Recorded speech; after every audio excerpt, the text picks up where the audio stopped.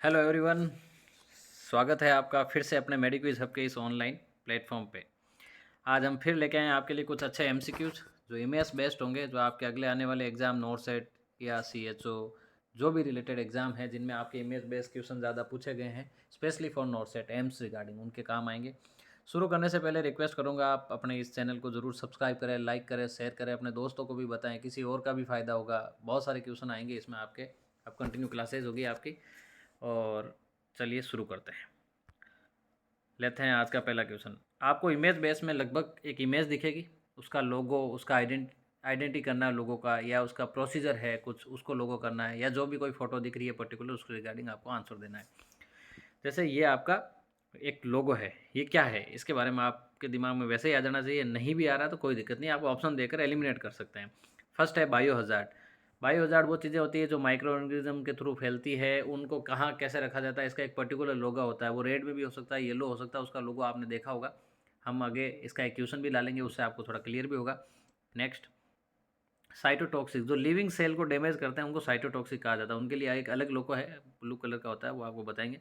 ये एक रिसाइकलिंग लोगो है, ऑप्शन भी है। रिसाइकिल का मतलब होता है किसी पर्टिकुलर चीज़ को, चाहे वो इन्वायरमेंट से हो, इकोलॉजी से हो, अपने घरेलू चीज़ें भी हो, अपने हॉस्पिटल रिलेटेड चीज़ को रिसाइकिल किया जा सकता है प्रोसेस के थ्रू, वो रिसाइकलिंग लोगो होता है। ये साइकिल रिप्रेजेंट भी करा, आप इनके एरो को देखिए, ये अनंत काल वाला एरो है, कभी ख़त्म नहीं होने वाला साइकिल है, मतलब ये चीज़ें यूज़ हो सकती है। So the right answer is C, recycling. Next question, एक आप फोटो देख पा रहे हैं, अब इसका आपको प्रोसेसर का नाम बताना है।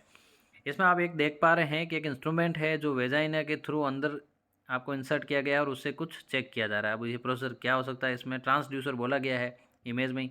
First option trans abdominal sonography, सभी जानते हैं वो कैसी होती है, एब्डोमिनल के ऊपर एक प्रॉप डाल के चेक करते हैं, उसको ट्रांस एब्डोमिनल कहते हैं। ये तो ट्रांस एब्डोमिनल है नहीं। Next option transvaginal sonography, बिल्कुल हो सकता है क्योंकि ये वेजाइना के थ्रू कुछ पार्ट डाला गया, ट्रांसड्यूस किया जा रहा है, हो सकता है। कुल्डोसेंटोसिस, ये एब्डोमेन के ऊपर डाल के वेजाइना के पीछे जो कोई फ्लूइड पार्ट कलेक्ट होता है उसको चेक करने के लिए करते हैं, एब्डोमिनल फ्लूइड होता है, तो ये नहीं है। ऑल ऑफ द अबव बिल्कुल नहीं है, तो so the right answer is B, transvaginal sonography. Next, ये एक इमेज दी गई है, पहला ऑप्शन दिया गया है इसमें plasma pheresis machine.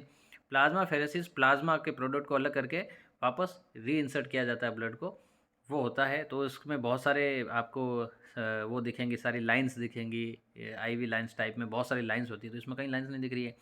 Thyroid analyser, बिल्कुल ये एक थायराइड एनालाइजर है, जिससे अपन T3 T4 TSS का एनालिसिस किया जाता है, ये थायराइड एनालाइजर है।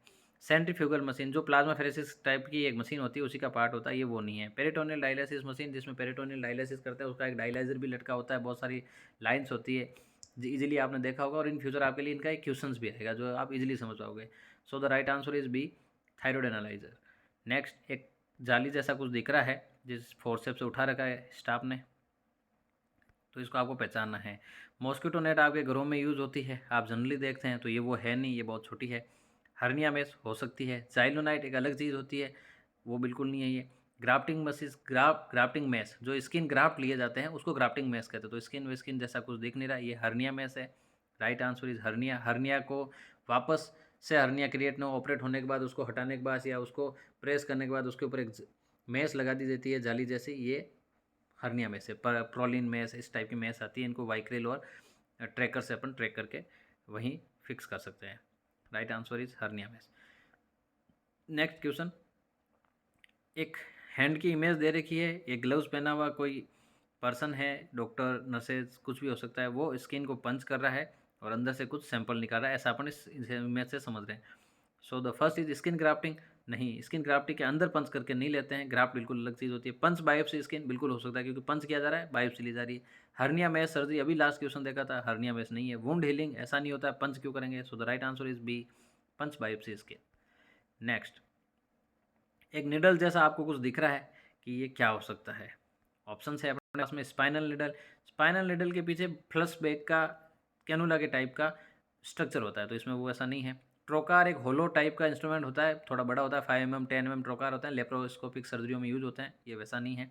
बोन मेरो निडल, बिल्कुल, जब वो दो नहीं है तो ये हो सकता है, और यही राइट आंसर है, ऑल ऑफ द अबव नहीं है।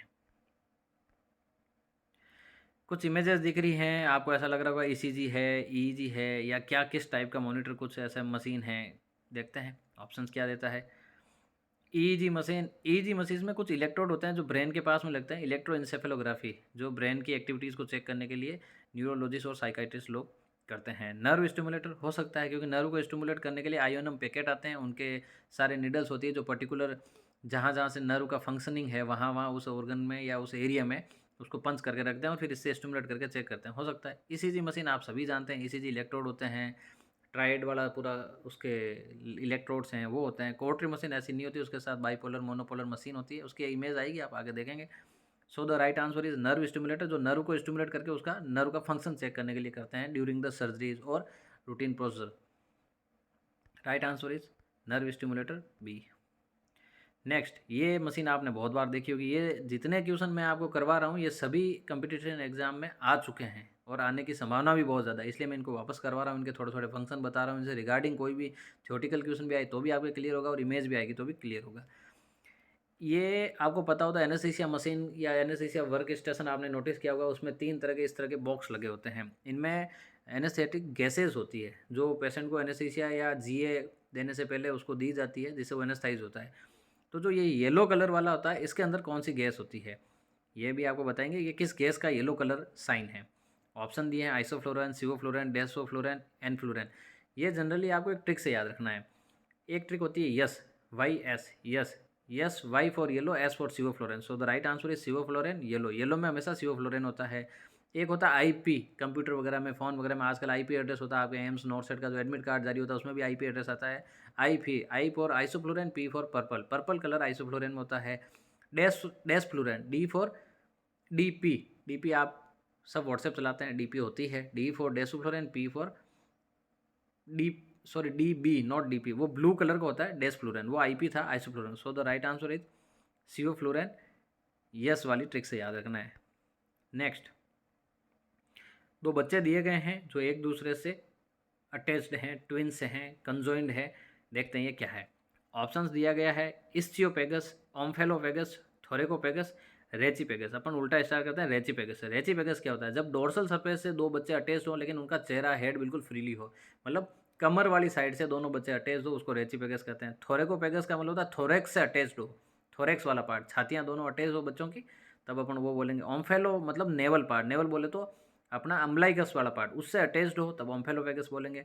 इस्चियोपेगस का मतलब होता है इस्चियम, पेल्विस बोन वाले पार्ट से जब अटैच हो तो इस्चियोपेगस बोले। तो यहाँ पे दिख ही रहा है ये इस्चियम से अटैच है, तो right answer is ischiopagus A. Next question, एक खड़ा पेशेंट है, उसको टेक्नीशियन, डॉक्टर या अपने जो भी स्टाफ हैं वो उनका एक टेस्ट कर रहे हैं। टेस्ट क्या दिख रहा है आपको? दोनों पाँव बिल्कुल सीधे खड़ा है आदमी, आंखें बंद है। तो ये किस तरह का प्रोसीजर है?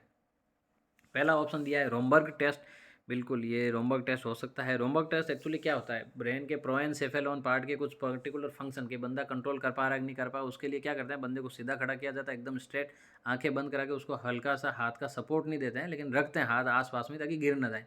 अगर वो कंट्रोल रखेगा तो खड़ा रह जाएगा, आंखें बंद करके खड़ा नहीं रह पा रहा है कुछ समय के लिए तो वो रोमबर्ग टेस्ट पॉजिटिव माना जाता है, मतलब उसके पार्ट में परेशानी है। हॉमन्स टेस्ट बिल्कुल अलग होता है, जो डोर्सिफ्लेक्शन करते हैं अपने पाँव के सबसे लेटरल उस पार्ट को, तब ये घुटनों के नी के पेन के लिए चेक किया जाता है। रोवसिंग साइन आपको पता है most common very important sign है, जो अपने अपेंडिसाइटिस में चेक किया जाता है। लेफ्ट साइड में पालपेट करने पर राइट साइड में उसको टेंडरनेस और पेन होता है।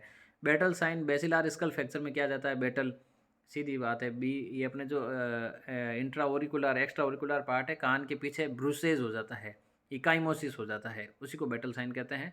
ये ट्रॉमा हेड इंजरी वगैरह में चेक किया जाता है। So the right answer is Romberg test होगा आपका option A. Okay, thank you. हम ऐसे ही शॉर्ट एंड स्वीट वीडियो आपके लिए लाते रहेंगे, इमेज बेस के और भी बहुत आएंगे। प्लीज़ हमें लाइक, सब्सक्राइब और शेयर ज़रूर करें, किसी और की भी मदद होगी, थोड़ी हमें भी मोटिवेशन मिलेगा, हम इसी तरह आपके लिए इंपॉर्टेंट क्वेश्चन लाते रहेंगे। Okay, thank you.